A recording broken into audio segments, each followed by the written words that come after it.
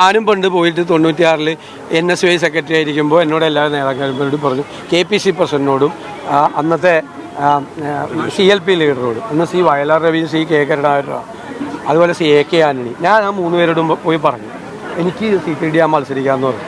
ഒരു തരത്തിൽ സമ്മർദ്ദമല്ലേ, ഞാൻ സമ്മർദ്ദം ചെലുത്തിയ ആളാണ്, പിന്നെ ആരും സമ്മർദ്ദം ചെലുത്താൻ പാടില്ല എന്ന് പറയണതിന് ഞാൻ നിങ്ങളോട് എപ്പോഴേ പറഞ്ഞു 50 സ്ഥാനാർത്ഥികളെ തെരഞ്ഞെടുപ്പ് പ്രഖ്യാപിച്ചാൽ അപ്പം തന്നെ അന്നത്തെ ദിവസം അനൗൺസ് ചെയ്യാൻ പറ്റും. അന്നത്തെ ദിവസം പ്രഖ്യാപിക്കുന്ന ദിവസം ഞങ്ങൾക്ക് അനൗൺസ് ചെയ്യാൻ പറ്റും. മറ്റേത് വേണമെങ്കിൽ 24 മണിക്കൂറിനകം അടുത്ത ലിസ്റ്റും ഞങ്ങൾക്ക് അനൗൺസ് ചെയ്യാൻ പറ്റും. എന്നിട്ട് നിങ്ങൾ ഞങ്ങളോട് എല്ലാ ദിവസവും വന്ന് ചോദിക്കുകയാണ് ഈ തിങ്കളാഴ്ച എങ്ങനെ ഇത് അനൗൺസ് ചെയ്തിട്ട് മെയ് ആദ്യ വാരത്തേക്ക് തെരഞ്ഞെടുപ്പ് അവസാന ഘട്ടത്തിലേക്ക് മാറ്റിയല്ല, പെട്ടുപോവില്ലേ? അതല്ലേ CPM അനൗൺസ് ചെയ്യാത്തത്? അത് കോൺഗ്രസിൽ എന്തോ കുഴപ്പമാണ്, UDF-ൽ എന്തോ കുഴപ്പമാണെന്നുള്ള മട്ടിൽ ഇത് തന്നെ ചോദിക്കല്ലേ ദയവ് ചെയ്ത്. എല്ലാ പാർട്ടികളും എല്ലാ മുന്നണികളും ഇത് വൈകി, കഴിഞ്ഞ 2 തെരഞ്ഞെടുപ്പ് March 1 അനൗൺസ് ചെയ്തത്. ഇതിപ്പോൾ 15ആയി. ഇപ്പോഴും ഈ പ്രധാനമന്ത്രിയുടെ പരിപാടി നടക്കുവാണ് പല സ്ഥലത്തും.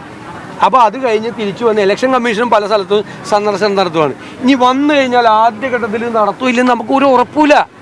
പ്രഖ്യാപിച്ചു കഴിഞ്ഞാൽ 2 മാസത്തേക്ക് തെരഞ്ഞെടുപ്പ് പ്രവർത്തനം നടത്താൻ പറ്റുമോ? നിങ്ങളൊന്ന് ആലോചിച്ച് നോക്കിയേ. പ്രായോഗികമായി ഞാൻ CPM-നെ കളിയാക്കിയല്ല പറഞ്ഞത്.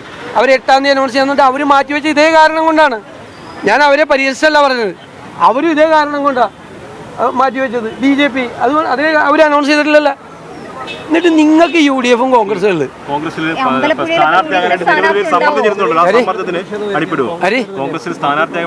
അതൊക്കെ അങ്ങനെയല്ലേ? സ്ഥാനാർത്ഥിയാകാൻ വേണ്ടിയിട്ട് പലതരത്തിൽ എല്ലാവരും സമ്മർദ്ദം ചെലുത്തുക. അപ്പം നമ്മളതെല്ലാം കൂടി നോക്കിയിട്ട് ചെയ്യും, മനസ്സിലായില്ലേ?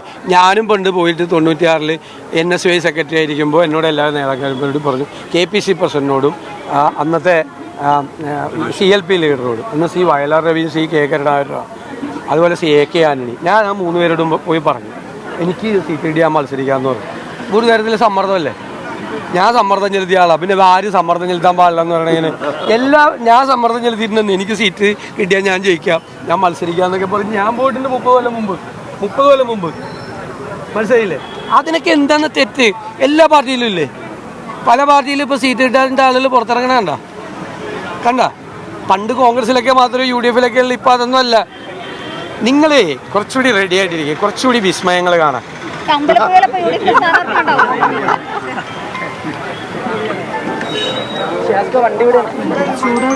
മൊത്തം ഒന്നും ചെയ്യാൻ പറ്റില്ല.